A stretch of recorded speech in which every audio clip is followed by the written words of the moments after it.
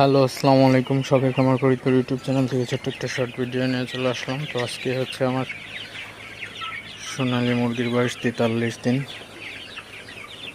তো 43তম দিনে এখন হচ্ছে দুপুর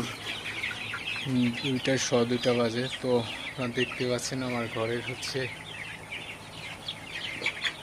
96.9 মানে 97 ফারেনহাইট ডিগ্রি আছে তাপমাত্রা ঘরের মধ্যে। তো প্রচুর পরিমাণে গরম। তো এই গরমের মধ্যে আসলে মুরগির অবস্থা পুরো খারাপ হয়ে গেছে। তো আমি হচ্ছে এখন মুরগির পানি চেঞ্জ করে দিলাম। তো মুরগির পানির যে কন্টেনার সেটা পরিষ্কার করে এবং মোটর থেকে ঠান্ডা পানি দেওয়া হয়েছে। তো আপনারা দেখতে পাচ্ছেন আমার মুরগির ঘরে তো সব মুরগিগুলাই পানি খাইতেছে। আপনাদের যদি একটু দেখাই,